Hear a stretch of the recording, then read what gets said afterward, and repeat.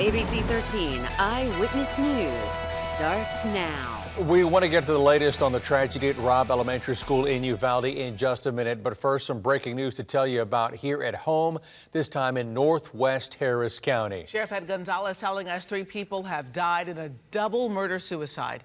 ABC 13's Jessica Willie is at that scene. Let's get right to her. Yeah, Gina, Eric, the Heather Glen neighborhood here next to Garcia Middle School and just south of 249 has basically been locked down since just after 6 o'clock tonight. Deputies responded initially to a discharge of firearms call. When they got here, they found one man dead in the front yard outside. They later found 2 other men dead inside. Investigators believe this is now a double murder-suicide. And let me show you some video from when we first arrived. It was still daylight out. Here in the 10,800 block of Cora, only law enforcement and first responders were able to get close because it soon turned into a SWAT scene. There was concern the shooter was barricaded inside and firing. A 4th man who had been inside and escaped told deputies this stemmed from a domestic argument. The 2 victims and the shooter, the sheriff says, are possibly related. The scene now contained. An exact motive and identities have yet to be released. We are live tonight in Northwest Harris County. Jessica Willie, ABC 13 Eyewitness News. Jessica, thank you. We want to turn now to Uvalde, where the community is still reeling from yesterday's deadly school shooting. Yeah, tonight we are learning more about the families, how they're coping, and the shooter's timeline before he changed so many lives forever. We begin our coverage with ABC 13's Pooja Lodia. She's live tonight in Uvalde. Pooja. Well, Eric, it is just heartbreaking to see this elementary school still as an active crime scene. I do have to tell you, though, this is a community that wants to share. This is a community that wants to talk about what they are going through. Even late this evening, we have seen so many people out here dropping off items at this memorial. They say it's the least they can do after what they've been through. As night falls over Uvalde, pain persists. This morning he woke up yelling, crying, telling her she needs to get off of work. His 11-year-old nephew was hit in the leg yesterday. Tonight he's out of the hospital, but far from recovered. Try to save my ex-co-worker's daughter. I mean, he tried his best, like he said. He just couldn't be there for her. Guilt from so many who survived. He's still traumatized. He went to see a counselor earlier at the Civic Center, and he's staying at home. I called my wife, I called my daughter, and they were hysterical. And then somehow we found out they were running towards the funeral home. Either a police officer or Border Patrol broke the window, got him out, and she was lucky. We were lucky she was one of them that got out. As a parent, I mean, I put myself in their place, and it's devastating. It's very devastating, and so that's why we want to see how we can help. How can we help besides our prayers? It's going to take time. You know, what I'm doing right now is it's just what Uvalde is going through. We just got to keep strong and have our heads up high and everything. There really is just so much pain out here, and we have to remember that even as we speak, even as this investigation here continues, there are still children recovering in the hospital after this shooting. In fact, we just got a call into our newsroom less than 1 hour ago from a grandparent who wanted to let us know that his granddaughter is going to be okay. She's been through surgery, and she is going to be going home within the next couple of days. So really, this is still a developing situation, and for people here, they say they don't know how they're going to feel in the coming weeks and months as they really begin to process the tragedy that happened out here. Reporting live, Pooja Lodia, ABC 13 Eyewitness News.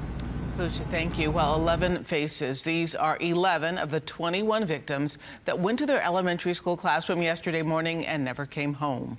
We have spent the day gathering information about each of these people, each person, each child. All of them have their own story, and they are stories that need to be told. This is a picture of Amarie Jo Garza and her father. In a very emotional interview tonight, Angel Garza talked about how she tried to call 911 before she was shot and killed by the suspect. Now, he is a first responder and had to learn that his daughter died when he arrived at the scene. One little girl was just covered in blood, head to toe. Like, I thought she was injured. I asked her what was wrong, and she said she's okay. She was hysterical, saying that they shot her best friend, that they killed her best friend, and she's not breathing, and that she was trying to call the cops. And I asked the little girl the name, and she told me, she said Amory. She was the sweetest little girl who did nothing wrong. She listened to her mom and dad. She always brushed her teeth. She was creative. She made things for us. She never got in trouble in school. Like, I just want to know what she did to be a victim. So I got confirmation from 2 of the students in her classroom that she was just trying to call the authorities. And I guess he just shot her. How do you look at this girl and shoot her?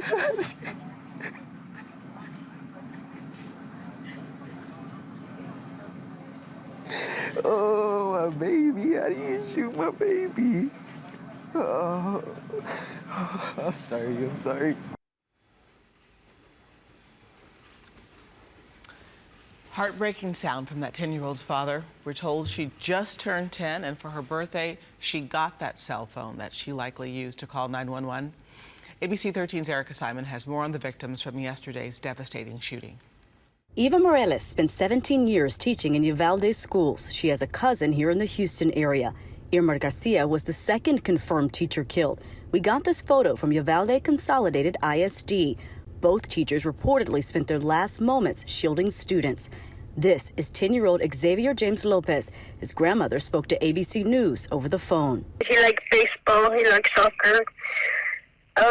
His pastime was, he liked to, when his parents had barbecues, he was always the life of the party. He always liked dancing. Amarillo Garza just celebrated her 10th birthday, May 10th. Here's a photo of her and her dad. 10-year-old Rogelio Torres' mom describes him as a very smart and loving child. 10-year-old Jace Luevanos and his 11-year-old cousin Jayla Salguero were in the same class. Their family called them baby angels who were full of life. Eliana Torres' family drove around town looking for answers and finally were able to confirm she was among the victims. 10-year-old Annabelle Rodriguez and 10-year-old Jackie Cazares were cousins in the same 4th grade class. Finally, here's Uzziah Garcia. All of the victims leave behind heartbroken families, summed up by Xavier's grandmother. We loved him very much, and he will be greatly missed. As people in Uvalde cope with yesterday's deadly mass shooting, we also want to share more of what we've learned about how the shooting unfolded. Authorities say Salvador Ramos had just turned 18, so he was able to legally buy 2 AR-style rifles just a few days before the attack. Today, Governor Abbott said Ramos posted his plans on Facebook. The social media company says he messaged someone saying he shot his grandmother. Roughly 15 minutes before arriving on campus, he messaged again saying he was going to the school. Police say he shot his grandmother at home, then started driving. He crashed his truck outside Robb Elementary School. A Uvalde CISD police officer confronted him outside the building. That officer was shot, then Ramos ran into the school. That's where he killed 19 students, mainly 3rd and 4th graders, and 2 teachers in a single room. He traded gunfire with police and Border Patrol Tactical Unit agents before he was ultimately killed. And tonight, we're also getting more insight about the type of person the 18-year-old shooter was. Classmates saying he was known for his unusual behavior. At times, he threatened other students and claimed to have cut scars into his face just for fun. Students told ABC News the suspect was known for fighting and threatening kids at school. We heard from a classmate named Nathan Romo. He says he used to be friends with Ramos, and at one point the suspect had threatened to kill him. We also heard from the suspect's grandfather here, Rolando Reyes, who said he had no idea his grandson had purchased 2 AR-15 style rifles or that they were in the house. Reyes is a felon, and it's illegal for him to live in a home with firearms. He says if he knew about the weapons, he would have turned in his grandson. Did you know that he bought those weapons? No. Like I said, I don't like weapons. I cannot be around weapons. Because you have a record, yeah. And it's illegal for you to actually be around. Yeah, that's right. I cannot be around guns. I hate when I see all the news, all those people that get shot. I'm against all that. I say, why do they let these people buy guns and all that? Those stupid whatever they shoot. And Rolando, when you heard about the shooting, what did you do? Did you even know that it was your grandson? No, the neighbor called me. He told me she had been shot. And when I came over here, he told me that he had taken off on the... And your grandson didn't have a driver's license, right? No. He didn't even know how to drive. No. What went through your mind when you heard? I didn't say nothing. Grandson. It still hasn't sunk in yet. If you could have done anything differently, would you have done? I didn't know he had weapons or nothing, or this or that there. If I would have known, I would have reported him. You would have reported your own grandson.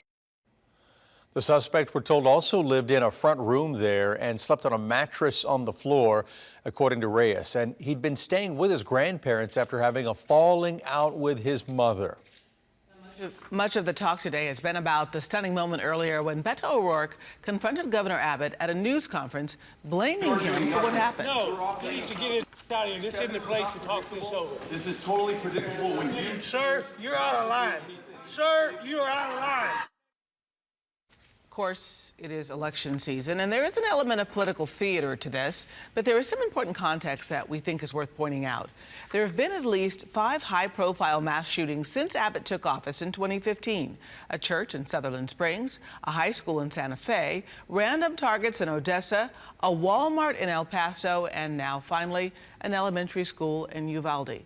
In all, that's 87 lives lost from those acts of mass gun violence since Abbott took office.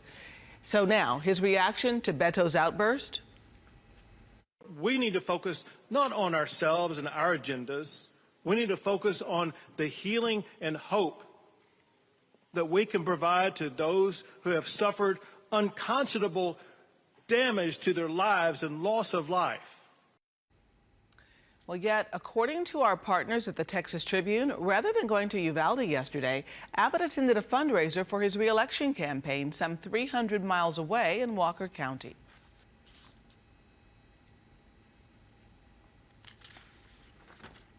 Now, one of the things being brought up by lawmakers and leaders today is the issue of mental illness. ABC 13's Ted Oberg has more. Gina, we heard today from Governor Abbott that he and local leaders in Uvalde believe there is a problem there with mental health illness. It's something we hear after almost every mass shooting, and we certainly don't want to suggest a linkage. In fact, experts point out mental illness exists all over the world, but mass shootings are predominantly an American phenomenon. Maybe the problem we ask today is a question of priorities in Texas. In Uvalde, there are 12 places you can legally buy a firearm.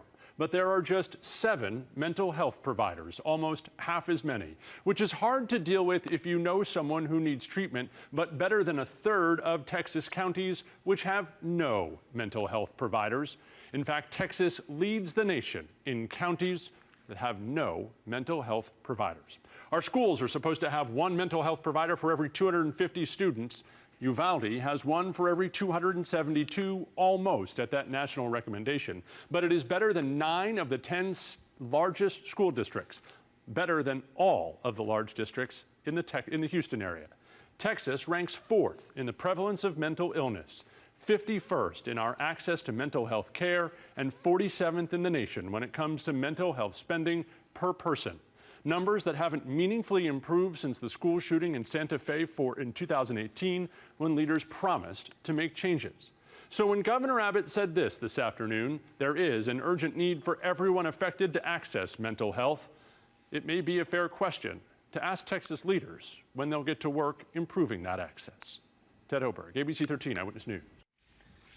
And if you'd like to help, the First State Bank of Uvalde has opened up a donation account for families of Robb Elementary. And people looking to donate to the Robb School Memorial Fund can mail a check to the bank or send a Zelle to robbschoolmemorial@gmail.com. We have all this information up on our website if you'd like to learn more. Okay, after the break, our coverage of the Uvalde school shooting comes home to Houston, with the NRA coming to town, how HPD is preparing for protests.